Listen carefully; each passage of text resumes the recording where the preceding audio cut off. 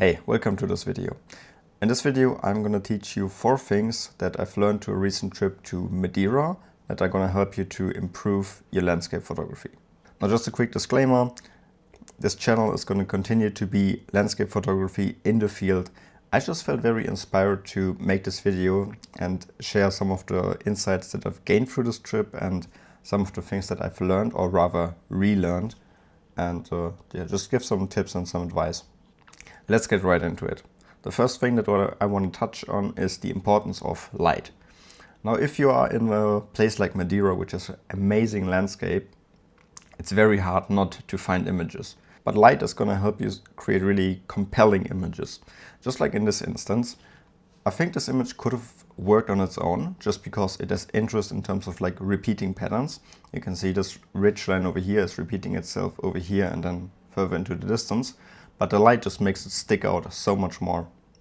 I was lucky enough that I had dappled light on the day, which means a lot of the ridge lines every now and then were under changing lighting conditions. So in this instance I had shade over here, then a light spot over here, and then another small light spot over here in the distance. And it just creates so much more contrast and overall interest to the image. So the advice that I want to give is, if you have a light in a scene, capture it, because I've had multiple instances where I captured the shot just because the light was cool, even though it didn't really seem like much. But then back on the computer in Lightroom, it was just awesome, just because light can change an image so drastically. Another example was later that day when we were hiking back. This is another example where I had beautiful golden light rays coming through this valley over here. And looking at this, it's quite obvious. But I don't think I would have taken this shot without the light. So again, the light makes all of this work. The second thing that I want to touch on is having people in your images. Now, I've always been like the type of photographer that I just want it to be purely nature, not any people in my image, not any human-made things. I just want it to be as pure as possible. But I've kind of changed my mind about that on this trip. Let me give you an example. I was photographing this mountain ridge over here on a hike. And while this image in and of itself is nice, it's not really telling a story or like being really interesting.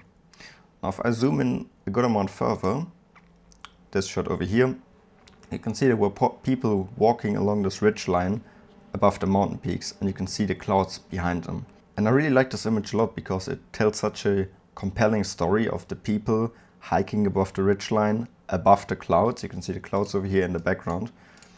And I just like this image so much more just because it has the people in it, because it tells a story, and it just puts everything into perspective. Now on this trip I was mostly forced to include the people into my frames just because this ridgeline, for example, was constantly flooded by new people. Now I could just go and Photoshop them out, but I've really learned to appreciate this and the storytelling of the image. The third thing that I want to touch on is to use a telezoom to introduce compression and perspective. This goes hand in hand with the thing about people that I've just touched on. I've shot this image over here where you have this leading line, a ridge line, leading on, having a couple of people over here, and then having a lot of ocean and mountains over here in the background. It's a nice shot. It's a very wide angle. It was shot at 20 millimeters. And I do quite like the color contrast and everything. However, I walked back a couple of steps and brought out the telelens and photographed it at 70 mil. This is the image over here. And it just has so much more scale and perspective in terms of size difference. Just shows like the humans sitting on a small rock over here and then having these enormous mountains over here, the ridge line, the light and everything. And it just shows perspective of, and by just changing the perspective of the image, it can be so much more immersive, just because this is a similar expression that you would get by actually being there and seeing it with your real eyes. Another example of this is a very moody and atmospheric scene that I photographed over here, where you can see there's like waves crashing over here on the shoreline. You have all this fog and mist rolling over the mountains, and it's kind of like a very darkish scene. You have these small houses over here, which are put into a perspective by the mountains over here. But if I zoom in quite a bit, it gets so much more immersive. As you can see, like you have these small houses now here, and how much bigger the mountains actually seem, just like they are in real life. And I think in a lot of instances, these images tell much more of a story and are more immersive for the viewer to look at. So that's also always something to keep in mind. The fourth and final one is a little bit hard to put into words, but it's about telling stories with a panorama that you otherwise wouldn't be able to tell. So this is a panorama that I've created out of 8 single frames, and I just like how there's like a leading line and then it basically shows the entirety of Madeira from left to right. And this is a shot that I wouldn't have been able to get without doing a pano and stitching it. Surely I could have just gone with the wide angle lens and shot a 20mm and I would have probably gotten a similar frame. However, it would just be like a wide angle shot. It would be very small and tiny in the landscape, where this is so much more immersive, there's more depth to it, and that just makes the whole image so much better.